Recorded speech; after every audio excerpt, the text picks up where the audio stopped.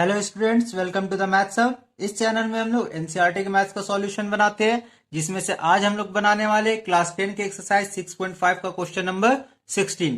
तो क्वेश्चन में बोला गया है, in an equilateral triangle prove that 3 times the square of one side is equal to 4 times the square of one of its altitude. तो एक equilateral triangle है, यहाँ पे हम लोग एक ट्रायंगल ले लिए जो इक्विलैटरल ट्रायंगल है।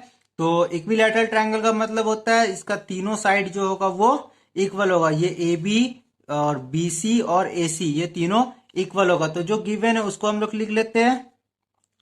लिखेंगे triangle A B C is N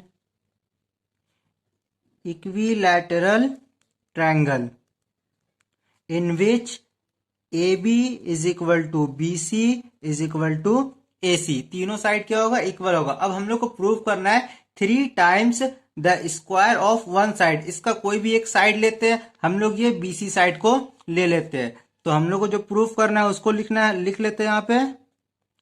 to prove B C का स्क्वायर, ठीक है, square of one side B C का स्क्वायर और 3 times the square of one side. तो इसका 3 टाइम्स हो गया, ये इसको 3 से मल्टीप्लाई कर दिए।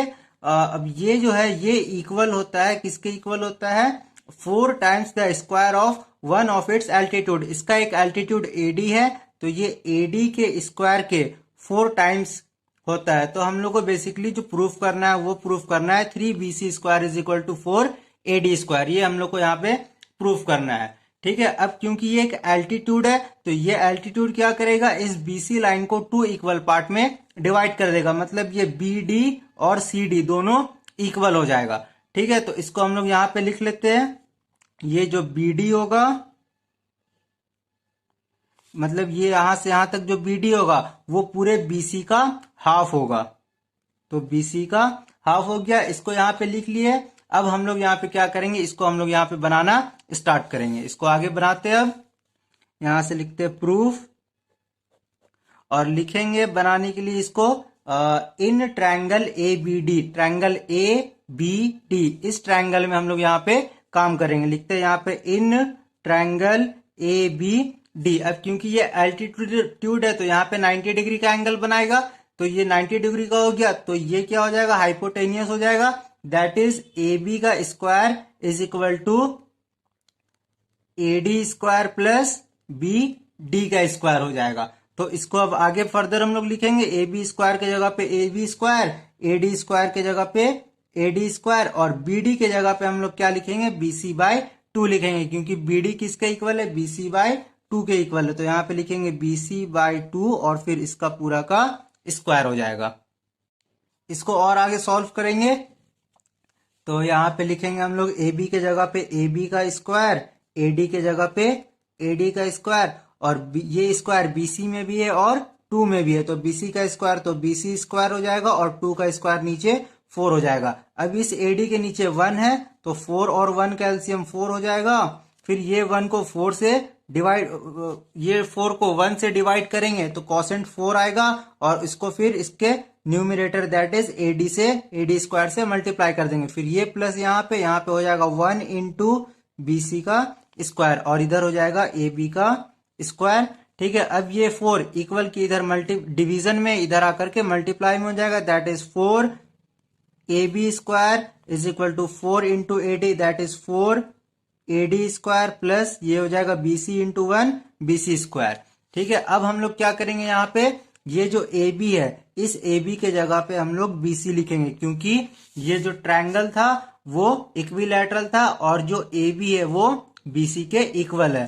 तो इसको हम लोग यहाँ पे ए बी के जगह पे क्या कर दिए, सिर्फ बी सी लिख दिए। तो यह हो गया बी सी का स्क्वायर, यहाँ पे हो जाएगा 4 ए डी का square plus B C square. अब ये बी सी स्क्वायर को इक्वल के इधर लाएंगे तो माइनस बी सी स्क्वायर हो जाएगा, यानी कि 4 B C square minus B C square is equal to 4 A D square. अब 4 बी सी में से 1 बी सी माइनस करेंगे तो 3 B C square is equal to 4 A D square. यही चीज हम लोग को प्रूफ करना था, तो ये प्रूफ हो चुका है। इसी का क्वेश्चन नंबर 17 बना रहे हैं हम लोग और ये 17 नंबर पूरे एक्सरसाइज का सबसे लास्ट क्वेश्चन है। तो इस एक्सरसाइज का सारा वीडियो और उसका लिंक, सारे क्वेश्चन का सॉल्यूशन डिस्क्रिप्शन बॉक्स में दिया हुआ है, आप लोग वहां से उसको इजिली देख सकते हैं। तो आते हैं हम लोग क्वेश्चन में। Tick the correct option and justify. तो एक ट्रायंगल है ए बी सी, जिसमें ए बी 6√3 सेंटीमीटर है, बी सी 6 सेंटीमीटर है एंड ए सी 12 सेंटीमीटर है। तो ये तीनों में सबसे बड़ा तो ए सी है यहाँ पे। तो हम लोग एक छोटा सा रफ डायग्राम बना लेते हैं यहाँ पे।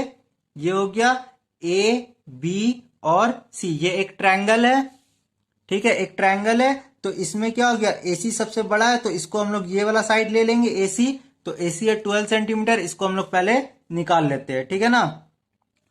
लिखते हैं यहाँ पे एसी, एसी का स्क्वायर निकालते हैं पहले। तो एसी कितना है, एसी है 12, तो ये हो जाएगा 12 का स्क्वायर, दैट इज 144 लिख लेंगे। अब ये एसी तो हो गया। अब हम लोग चेक करेंगे कि ए बी और बी सी दोनों के स्क्वायर का सम अगर 144 आएगा तो ये एक राइट एंगल हो जाएगा, दैट इज ये बी जो होगा वो 90 डिग्री का होगा। तो पहले ए बी का स्क्वायर निकालेंगे, फिर बी सी का स्क्वायर निकालेंगे और फिर दोनों को हम लोग ऐड कर देंगे, ठीक है। तो यहाँ पे पहले ए बी का स्क्वायर निकालते हैं, ए बी या और ए बी का स्क्वायर। तो ए बी है 6√3 और फिर इसका पूरा का स्क्वायर हो जाएगा। ये स्क्वायर 6 में भी है और √3 में भी है, तो 6 का स्क्वायर हो जाएगा 36 और √3 का स्क्वायर हो जाएगा ओनली 3। अब दोनों को हम लोग क्या करेंगे, मल्टीप्लाई करेंगे, दैट इज 3 6 18 का 8, 1 बचा एंड में, 3 3 9, 9 और 1 10, तो ये आ गया 108 सेंटीमीटर। अब हम लोग निकालते हैं बीसी।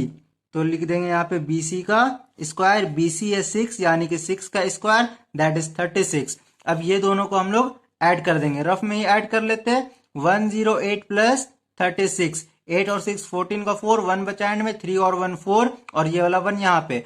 तो हम लोग लिख सकते हैं यहाँ पे जो एसी का स्क्वायर है ये 144 है, ठीक है। वो किसके इक्वल है, ए बी के स्क्वायर प्लस बीसी के स्क्वायर के इक्वल है। अगर ये आ रहा है तब ये तो क्या हो रहा है, पाइथागोरस थ्योरम के अपोजिट जा रहा है, ठीक है। तो अब हम लोग क्या करेंगे, यहां से हम लोग कंक्लूजन निकाल सकते हैं, therefore angle B is equal to 90 degree. यहां पे लिखेंगे by the opposite of Pythagoras theorem. तो एंगल बी जो होगा वो सी नंबर होगा 90 डिग्री।